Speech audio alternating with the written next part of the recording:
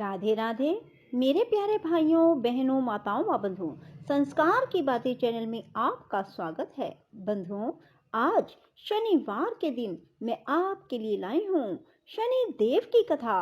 बंधुओं, शनिवार के दिन शनि देव की कथा सुनने मात्र से आप पर शनि देव की कोई भी दशा आप पर चल रही है तो शीघ्र इस कथा को सुनने मात्र से आपकी दशा ठीक हो जाएगी। बंधुओं, पूर्ण विश्वास, सच्ची निष्ठा और एकाग्र मन के साथ ही शनि देव की इस कथा को सुनना। बंधुओं, यदि आपने हमारे चैनल को अब तक सब्सक्राइब नहीं किया तो जरूर करें और बेल आइकन दबाना ना भूलें ताकि आपको हमारी आने वाली सभी वीडियोस की जानकारी सबसे पहले हो सके। एक समय सूर्य, चंद्रमा, मंगल, बुध, बृहस्पति, शुक्र, शनि, राहु और केतु इन नव ग्रहों में विवाद हो गया कि हम में सबसे बड़ा कौन है। जब आपस में कोई निश्चय ना हो सका तो सब देवराज इंद्र के पास गए। कहने लगे, आप सब देवताओं के राजा हैं, इसलिए आप हमारा न्याय करके बताएं कि हम नवग्रहों में सबसे बड़ा कौन है। राजा इंद्र इनका प्रश्न सुनकर घबरा गए और कहने लगे, मुझ में सामर्थ्य नहीं कि किसी को छोटा और बड़ा बताऊं। मैं अपने मुख से कुछ नहीं कह सकता। हाँ, एक उपाय हो सकता है। इस समय पृथ्वी पर राजा विक्रमादित्य बहुत बड़ा न्याय करता है। आप सब जाकर उनसे फैसला करा लो।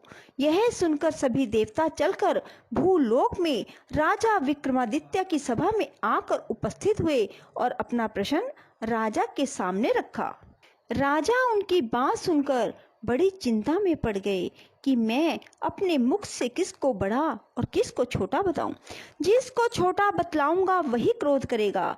परंतु उनका झगड़ा निपटाने के लिए राजा ने एक उपाय सोचा और उसने सोना, चांदी, कांसा, पीतल, शीशा, रांगा, जस्त, अभ्रक और लोहे धातुओं के 9 आसन बनवाए। सब आसनों को क्रम से जैसे सोना सबसे पहले, लोहा सबसे पीछे बिछाए। इसके पश्चात राजा ने सब ग्रहों से कहा, आप सब अपने अपने आसनों पर बैठ जाएं। जिसका आसन सबसे आगे वह सबसे बड़ा, जिसका आसन सबसे पीछे वह सबसे छोटा जाने। क्योंकि लोहा सबसे पीछे था वह शनिदेव का आसन था, इसलिए शनिदेव ने समझ लिया कि राजा ने मुझे सबसे छोटा बना दिया। इस पर शनि को क्रोध आया और उसने कहा कि राजा, तू मेरे पराक्रम को नहीं जानता। सूर्य एक राशि पर 1 महीना, चंद्रमा 2.25 दिन और मंगल 1.5 महीना, बृहस्पति 13 महीने, बुध और शुक्र 1 महीना, राहु और केतु दोनों उल्टे चलते हुए केवल 18 महीने रहते हैं। परंतु मैं एक राशि पर 2.5 और 7.5 साल तक रहता हूँ। बड़े बड़े देवताओं को भी मैंने भीषण दुख दिया है। राम जी को 7.5 आई तो वनवास हो गया। रावण को आई तो राम और लक्ष्मण ने सेना लेकर लंका पर चढ़ाई कर दी। रावण के कुल का नाश कर दिया। हे राजा, अब तुम सावधान रहना। राजा कहने लगे, जो भाग्य में होगा देखा जाएगा। उसके बाद अन्य ग्रह तो प्रसन्नता के साथ चले गए, परंतु शनिदेव बड़े क्रोध के साथ वहां से सिधारे। कुछ काल व्यतीत होने पर जब राजा को 7.5 आई तो शनिदेव घोड़ों का सौदागर बनकर अनेक सुंदर घोड़ों सहित राजा की राजधानी में आए। राजा ने सौदागर के आने की खबर सुनी तो अपने अश्वपाल को अच्छे अच्छे घोड़े खरीदने की आज्ञा दी। अश्वपाल ऐसे अच्छे नस्ल के घोड़े देखकर उनका मूल्य सुनकर चकित हो गया। तुरंत ही राजा को खबर दी। राजा उन घोड़ों को देखकर एक अच्छा सा घोड़ा चुनकर उस पर सवारी के लिए चढ़ा। राजा के पीठ पर चढ़ते ही घोड़ा जोर से भागा।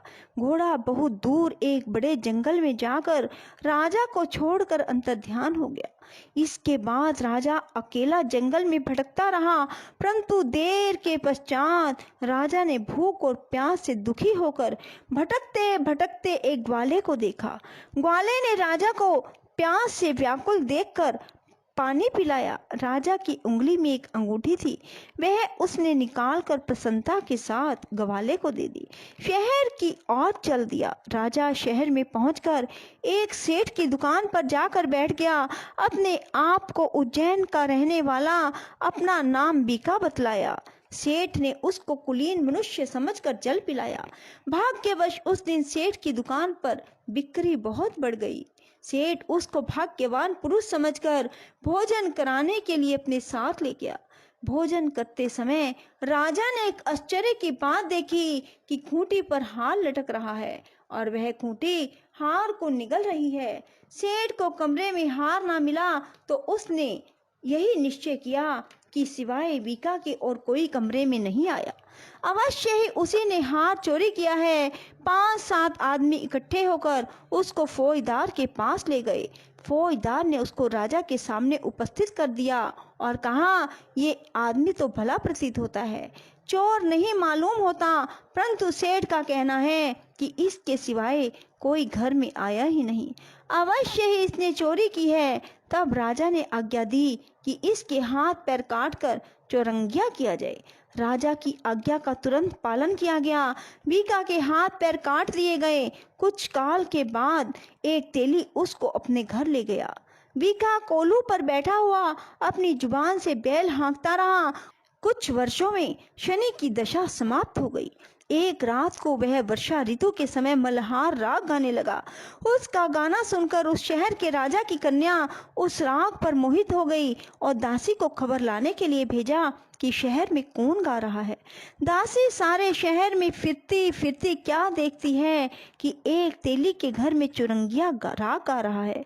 दासी ने महल में आकर राजकुमारी को सब वृतांत सुना दिया। बस उसी क्षण राजकुमारी ने यह प्रण कर लिया, चाहे कुछ हो, मुझे इस चुरंगिया के साथ विवाह करना है।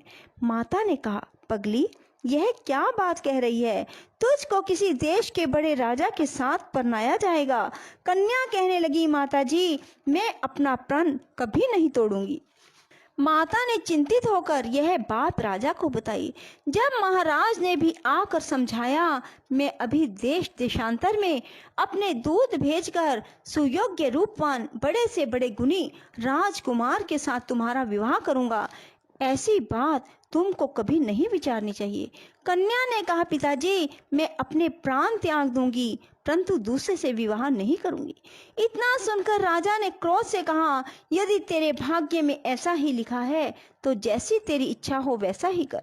राजा ने तेली को बुलाकर कहा, तेरे घर में जो चुरंगिया है उसके साथ मैं अपनी कन्या का विवाह करना चाहता हूँ। अपने घर जाकर विवाह की तैयारी करो। राजा ने उसी समय राजकुमारी का विवाह चुरंगिया विक्रमादित्य के साथ कर दिया। रात्रि को शनिदेव ने विक्रमादित्य को सौंप दिया, राजा देखो, मुझको छोटा बतलाकर तुमने दुख उठाए। राजा ने क्षमा मांगी। शनिदेव ने प्रसन्न होकर विक्रमादित्य को हाथ पैर दिए। तब राजा ने कहा, महाराज, मेरी एक प्रार्थना स्वीकार करें। जैसा दुख आपने मुझे दिया किसी को भी ना देना। शनिदेव ने कहा, तुम्हारी यह प्रार्थना स्वीकार है। जो मनुष्य मेरी कथा सुनेगा या कहेगा उसको मेरी दशा में कभी किसी प्रकार का दुख नहीं होगा। जो नित्य ही मेरा ध्यान करेगा और चींटियों को आटा डालेगा उसके सब मनोरथ पूर्ण होंगे। इतना कहकर शनिदेव अपने धाम को चले गए। राजकुमारी की आंख खुली। उसने पति के हाथ पांव देखे तो बड़ा आश्चर्य हुआ। राजा ने अपना समस्त हाल कहा कि मैं उज्जैन का राजा विक्रमादित्य हूँ। यह बात सुनकर राजकुमारी अत्यंत प्रसन्न हुई। प्रातः काल राजकुमारी से उसके सखियों ने पूछा तो उसने अपने पति का समस्त वृतांत कह सुनाया। सब ने प्रसन्नता प्रकट की और कहा कि ईश्वर ने आपकी मनोकामना पूर्ण कर दी। जब उस सेठ ने यह सुनी तो सेठ विक्रमादित्य के पास आया और उसके पैरों में गिरकर क्षमा मांगने लगा। आप पर मैं चोरी का दोष लगाया, आप मुझको जो चाहे दंड दें। राजा ने कहा, मुझ पर शनिदेव का कोप था, इसी कारण यह सब दुख मुझको प्राप्त हुआ। इसमें तुम्हारा कोई दोष नहीं। तुम अपने घर जाकर अपना कार्य करो। सेठ बोला, मुझे तभी शांति होगी जब आप मेरे घर चलकर प्रीति पूर्वक भोजन करेंगे। राजा ने कहा, जैसी आपकी मर्जी वैसा ही करें। सेठ ने अपने घर जाकर अनेक प्रकार के भोजन बनवाए और राजा विक्रमादित्य को प्रीति भोज दिया। जिस समय वे भोजन कर रहे थे, एक अत्यंत आश्चर्य की बात सबको दिखाई दी। जो खूंटी पहले हार निकल गई थी, वह अब उगल रही थी। जब भोजन समाप्त हो गया तो सेठ ने हाथ जोड़कर बहुत सी मोहरें राजा को भेंट की। कहा कि मेरे श्री कंवरी नामक एक कन्या है, उसका पाणिग्रहण आप करें। उसके बाद सेठ ने अपनी कन्या का विवाह राजा के साथ कर दिया और बहुत सा दान दहेज दिया। कुछ दिनों तक वहां निवास करने के बाद विक्रमादित्य ने शहर के राजा से कहा, अब मेरी उज्जैन जाने की इच्छा है। राजा और सेठ से विदा लेकर राजकुमारी मनभावनी, सेठ की कन्या श्रीकंवरी दोनों जगह के दहेज में प्राप्त अनेक दास दासी, रथ और पालिकाओं सहित विक्रमादित्य उज्जैन की तरफ चले। जब शहर के निकट पहुंचे और पुरवासियों ने राजा के आने का संवाद सुना, समस्त उज्जैन की प्रजा अगवानी के लिए आई। बड़ी प्रसन्नता से राजा अपने महल में पधारे। सारे शहर में बड़ा भारी महोत्सव मनाया गया। रात्रि को दीपमाला की गई। दूसरे दिन राजा ने शहर में सूचना कराई कि शनि देव सब ग्रहों में सर्वोपरि हैं। मैंने उनको छोटा बतलाया, इसी से मुझको यह दुख उठाना पड़ा। सारे शहर में प्रत्येक शनिवार को शनि देव की पूजा और कथा होने लगी और प्रजा अनेक प्रकार के सुख भोगती रही। जो कोई मनुष्य शनिवार की कथा को पढ़ता अथवा सुनता है, शनि देव की कृपा से उसके सब दुख दूर हो जाते हैं। बोलो शनि देव महाराज की जय। राधे राधे, जय श्री कृष्णा। बंधुओं, यदि आपको हमारी वीडियो पसंद आए तो इसे लाइक करें और शेयर भी जरूर करें। धन्यवाद।